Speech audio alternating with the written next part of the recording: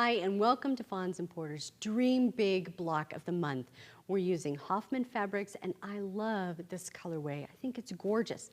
I'm your host, Jenny K. Parks. If you want to know more about me, you can check out my website, jennykquilts.com, and I'm also on YouTube, so be sure to check me out there. All right, so let's get started. Today, in month 2, we're working on the Peonies and Forget-Me-Not blocks. And they are going to be the most challenging blocks you're going to do in this series. But once you get it, it's going to be well worth it. I mean, look at this. This is just, oh, wow. Now, I like to be able to look at a block, and this is what I tell my students too. You want to be able to get to the point where you can look at a block and say, oh, I know how this is going to go together. This one was a bit of a mystery for me. I really struggled with trying to figure it out, but we're going to tackle it piece by piece. I'm going to take you step by step. All right, so the first thing we need to do, that's what the finished one is all looking like there. The first thing we need to do is, well, I'm going to show you the units. Here's how it breaks down, and I think this is an important thing to realize how it's all going to go together. Okay, so let me lay this out here. There we go. That's one. And I'm going to make one more unit. How's it going to go? There we go. We're going to have a little center square in there, and we're going to make one more unit to fit this all together. We will need a partial seam, so you're going to go back and refer to the partial seam technique if you need to remind yourself about how to do that. But I think it works really well, putting the thing together. And actually, after I did it a few times, I didn't mind it. I think it's one of those things that as a quilter, you're like, oh, partial seams, oh no. But it works out just fine. And I'm really happy with the finished result. I don't think you could get that without doing a partial seam. All right, so let's break this down, and we're going to do several little units here. And I'm going to keep one of these kind of right in front of me, because if I don't, I'm going to get lost, all right? I'm just saying, I'm just being honest with you, I'll get lost. First thing we're going to do is we're going to make this unit right here, and we need to tackle our half square triangle. Now, as I said before, I'm a big fan of starch and spray starch, so I will, especially with this, I mean, you guys, there's going to be bias edges all over the place, red alert, bias. So what I do, I lay out my fabric, I spritz it really well with the water, and then I use the faultless spray starch. You can use whatever starch or starch substitute that you want to do. This is my favorite. I think it works the best for me. But I make it so that the fabric could almost walk from the ironing board over to me. I mean, check this out. This piece of fabric, look at that. It just balances right on there because it's not going anywhere. That is going to hold its shape. And that's going to be the big issue when we're working with this, because we got a ton of bias. So I just starched all the fabric that I needed, and knowing that you never know when a bias edge is going to pop up in here, and we want to have control of that. Okay, so the first thing we need to do is make a little half square triangle. There's a couple different methods to do this. One, you could take the seam guide, which I like doing it this way. I take the seam guide and lay it on there, and then I'm going to draw a line on both sides of that. Be real careful, make sure you don't shift it in between. So there's my line, and then I'm going to stitch along both of those lines. Or you can, if you want, if you're not using this seam guide, you can take it and you can draw a line in the middle, and then 1/4 inch from either side. So see, I'm going diagonally from corner to corner there. I don't want to switch that around. All right, and then you would stitch down these lines. And some people will only draw the line in the middle and then line up their foot 1/4 inch from that edge. I find that to be more challenging, because as a quilter, I'm used to following a straight, the straight line. If I mark a line, I can follow that. But if I'm trying to go along the edge of something, that's a little harder. That's a little more challenging for me, so I find my results are not as consistent as I want them to be. Okay, so let's make a half square triangle. And just a little note about marking. I got this pin partly because when I'm here on camera, I want you guys to see really clearly what I'm doing. So if I'm using this one and it doesn't show up, I'm going to do it with the red. But I have done projects, say if we had to do the half square triangle and mark it on here, I would use a dark red pen or whatever's going to show. Don't worry about it. Find what you need to make it work for you. That's what you do. So don't worry about if it's ink or whatever. I probably wouldn't do a Sharpie if you find something else besides that. But you know, anything that you can have to make your project work, that's what you need to do. Okay, so let's make a half square triangle. I'm going to line up these guys together. All right, I'm going to sew it. So if I was making a whole bunch of these, I would just assembly line sew. I would push up the next one and be ready to go. We're not doing that here, so I'm going to just flip it around. There, just right.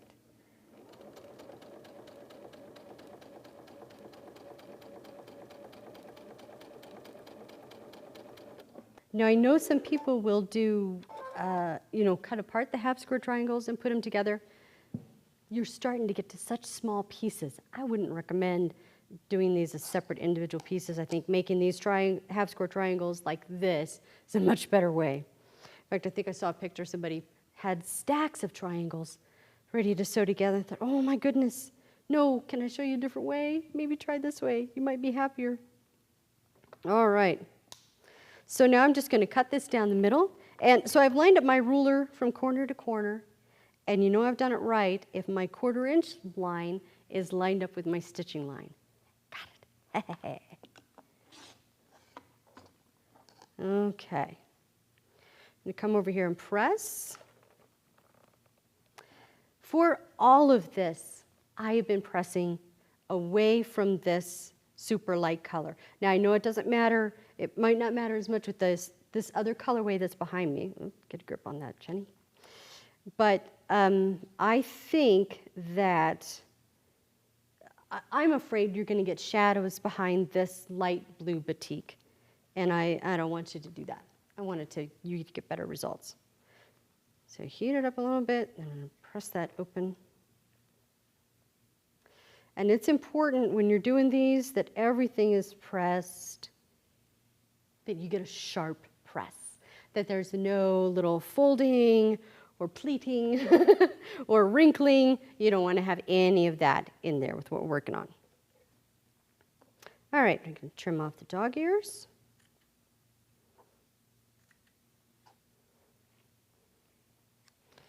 And there we go. Okay, so again, I had the unit. I mean, I couldn't have made this without the pattern right in front of me, I'm telling you. There's no way I could have come up with it. Okay, so I'm going to put these together right here.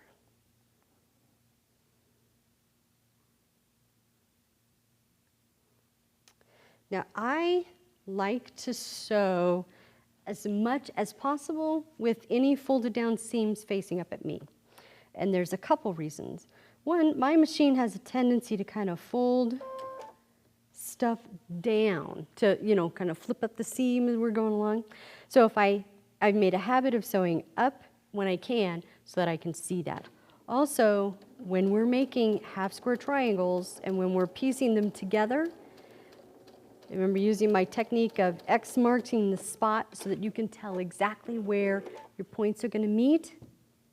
That's much easier to do if you have the point facing up at you.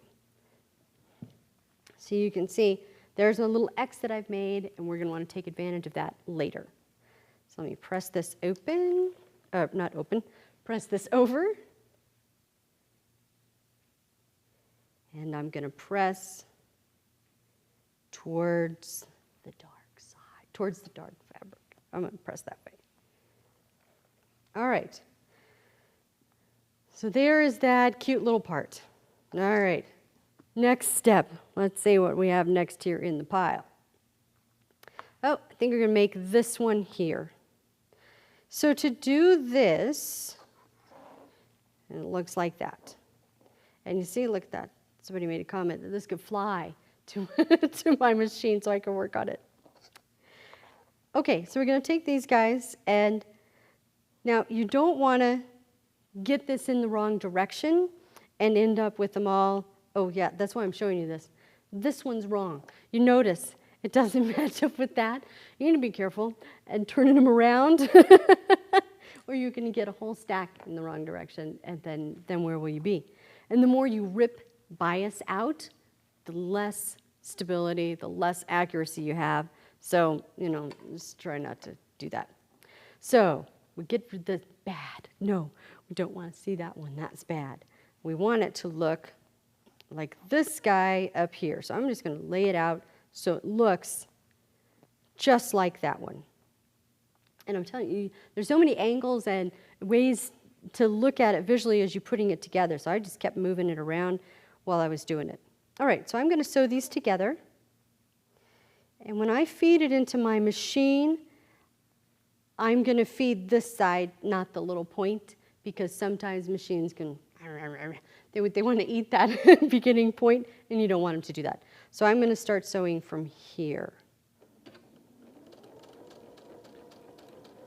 I was sewing in front of a class, and I sewed something, and then I pulled it out, and I lifted it up, and I sewed like half of it the wrong way and caught it underneath. And I remember one of the gals in the back of the class, she goes, "Oh, she does make mistakes." Oh, yeah. There's not a problem with that. That happens plenty. Okay, so I'm going to continue to press towards the dark. Even though these fabrics are a lot closer than that darker batik, I'm not going to do it that way. I'm going to press towards the dark. I just opted to do that fairly consistently.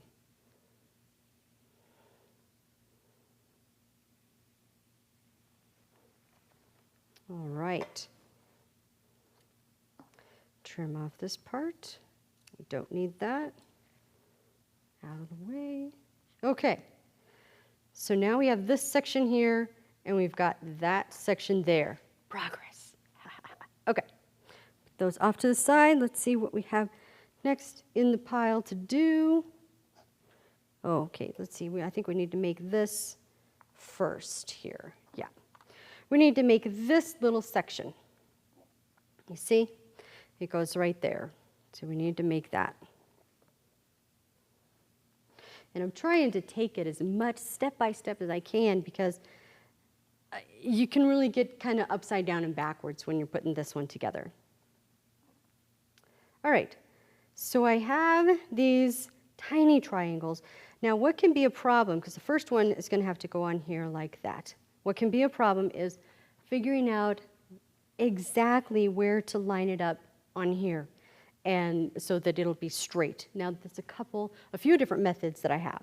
One is that I could fold this in half and then kind of finger press it just a little bit. I fold this in half and finger press it just a little bit. And then I want to put those guys together. So that's one way I can get it, and I make sure that it matches. Another way is taking one of the triangle trimmers. Looks like it would be this one. And that's what I've done here. You trim it, that little part off with the triangle. I find sometimes that I might be too zealous, or I might not have it lined up exactly, and it helps and it removes the dog ears, but sometimes it doesn't help me exactly to get right on. So I'm going to go this way. I've got a nice fold in there.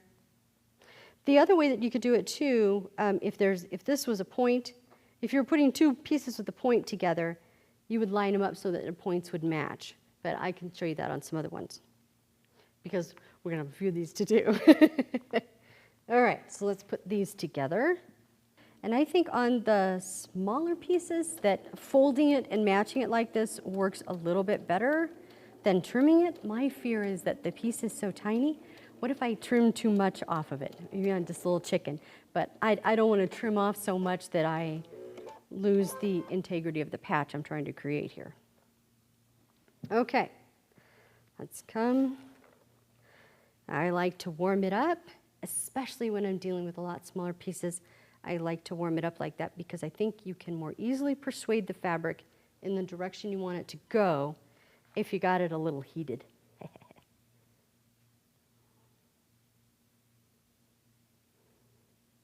Make sure when you're doing this that everything is nice and flat. Like I said, no folds, no wrinkles, no pleating. You don't want that. All right, trim off those little guys here. And this one is ready for the next part. And you notice, see there, I press towards the dark. So I'm going to do the same with this one. Let me flip it over. So I have my visual. Now, yeah, I tended to get these triangles kind of going in the wrong direction. Now, you could trim this off at the end if you wanted to. We're just going to trim it off as we sew, in the construction process. But I'm not going to start sewing up here. I'm going to start sewing at these corners where everything is nice and sure and I know it matches. These are unusual looking pieces. This is not typically what we deal with. When you're doing with that though and you're assembly line sewing, it's a nice thing because I can look at the next piece as I line it up and make sure it looks the same as what I just fed through there, and that helps me to avoid mistakes. My suggestion is do the same block, do the same units over and over again. Okay. I'm going to cut off that thread here. And again, press towards the dark. With a little flipping, a little fiddling, but I think it's going to be worth it. I've made mistakes where I've done a quilt and I realized that the shadow of another fabric is coming through underneath, and it's one of those things, right? Somebody posts about it and says, this is good, but, well, this is one of those things you can take out and say, this is good, once you've tackled that part. All right, so we've got those parts together. Okay, so now we can assemble some of these here. Let's put together this guy with that one. And I'm going to want to line those up here and flip over. So I'm going to start with that seam facing up at me at the strong corner and not the point where it could get munched up. I remember I was talking to somebody the other day and I said, well, the problem here is you have so many bias edges that you've stretched it, you're going to need to use starch. She just rolled her eyes at me. I don't use starch. And I have to confess, when especially stuff that's going to be on camera, I use starch all the time. And I find that it really does make a difference when I'm dealing with the bias edges. All right, so I need to press it again. Again, I'm going to press towards the dark. I'm just afraid that that dark fabric, oops, let me heat up the seam there. That dark fabric is going to come through. So as much as I can avoid that, I will.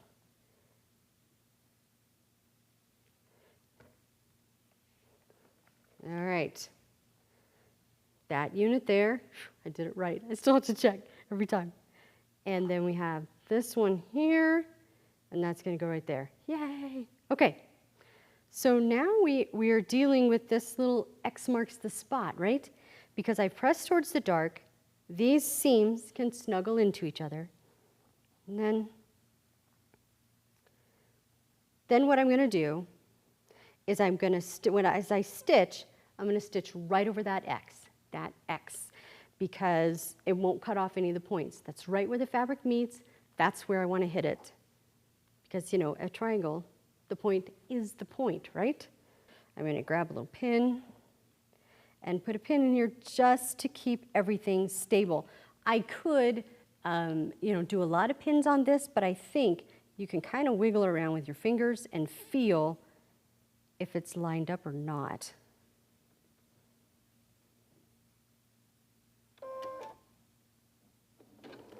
All right, so I'm going to go and I'm going to stitch right over that X. If I'm off a little bit, I will move the fabric. I'll move the X so that I'm right over the top. It doesn't matter what the seam allowance looks like. It matters what the front looks like. And if somebody's looking at your seam allowances and making sure, no, this is none of their business. Tell them mind their own beeswax. And I think we're right over it. We'll see, I did. I'm a little nervous here with company today. Okay. All right, so let's just unfold this one, see. I did it, yay. Now, what did I end up, I'm going to check here, how did I end up pressing it? That's right, I pressed them open. Normally, I wouldn't do that. Typically, I am not a fussy quilter, you know, saying, oh, that everything has to be this way every time. That's not me. Or pressing all my seams open, that's not me. I think that open seams tend to make it a little bit more unstable, but this is just a few blocks, and I want to preserve what I've started. So we're going to press these open. It might be a little trickier when we're piecing things together later, but I think the end result when you're looking at it, it's going to be worth it. All right, so now we have the, see, I got to turn around. Now we have that and that. Okay, now our next parts. See, all the triangles seem to go in a different direction. They throw me off, I'm telling you. Okay, so let's put these ones together. Now, if you're doing this and you find that, oh, you know what, it doesn't meet at the point right here, maybe it's a little bit over, a little spread apart there. What I've been doing is matching the stitching line and not worrying if there's a little bit of the fabric that's trying to be disobedient, that's trying to get away. So I'll just line up my stitching line, and then I know it's going to look right. I have the side with all the seams, or the most seams up. That'll also make sure that my open seam stays open. Okay, hold it in place.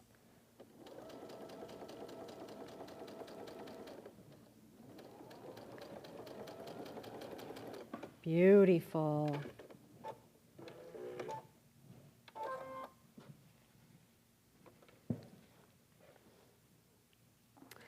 Clip off that part. Okay, let's press it open, make sure it looks the same. Again, we'll keep anything from getting behind that light blue fabric, just in case. Oh, look at that. Look at that. Oh. You know, some people like blue. Say, oh yeah, blue's a nice color. For me, blue is like a lifestyle choice, I'm telling you guys. I just love this. I love these colors. They are a lot of fun, but I know not everybody has those same preferences, hence the other colorways that they're offering, which I love. Love that too. Okay, I'm going to clip off this little dog ear. That's going to be in the way, and it's going to throw me off. But I tend to leave, some of the things I'll leave on because my fear is that I might clip off something that I need. I don't know. So I just wait until I know I don't need that, and then I clip it off. Oops, okay, so let me line it up here. We've got this block going this direction. See, that one's going there. Beautiful. You also probably notice I don't do a lot of pins. I tend to hold them in place unless I don't think I can confidently hold it in place pinning. My grandmother was pin, pin, pin, pin, pin, pin, pin. I'm like the anti-pinner, I'm telling you. I just am not interested. If I can avoid it, I will.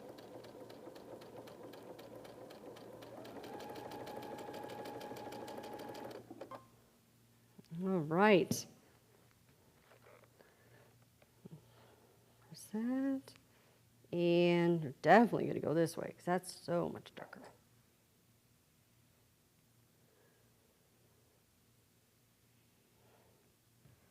Oh, beautiful. I love this. Did I do it right? Okay. All right, so now we want to put these two units together. I will clip off this because we don't need it right here. And I would say don't get too freaked out. Like you see there, it's just off a little tiny bit. Don't get too freaked out about the little tiny, tiny things like that. It's not going to matter so much. We'll just be careful when we're piecing it together that, you can kind of take up those and not have to worry about them. All right, so there's that. This guy's going to go right here. Okay, so the most seams is on the top. So that's the direction I'm going to go. So again, like I was saying, line up with the stitching line. You see how that lighter blue is just a tiny bit over, tiny bit longer than the other blue. So I'm going to line it up just a little bit closer to the other blue, just a little bit.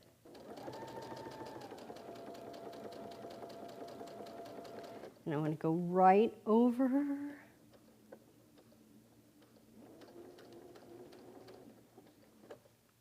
So I've matched that. I'm going to make sure now the rest of my piece matches.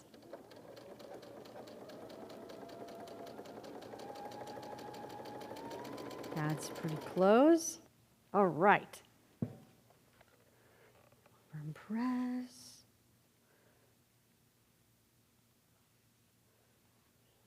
Back a little bit. Oh, look at that. I did it right here on camera. I think this is just a really cool block. So let me lay out the rest of it for you so you can see how it's all going to go together. All right, so let me try to remember here. See, I told you guys I need this. I need this right in front of me the whole time. That's going to go there. And the 3.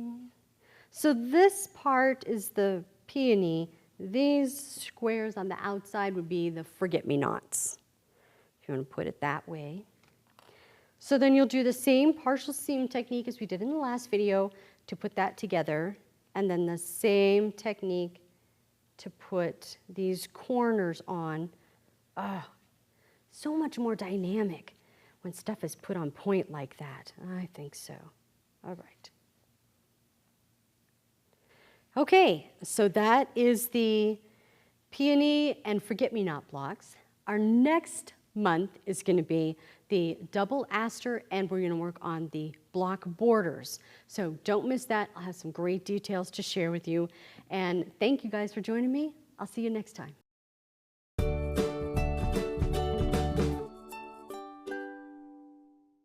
This episode of Dream Big Block of the Month is brought to you by Hoffman Fabrics, made to inspire since 1924.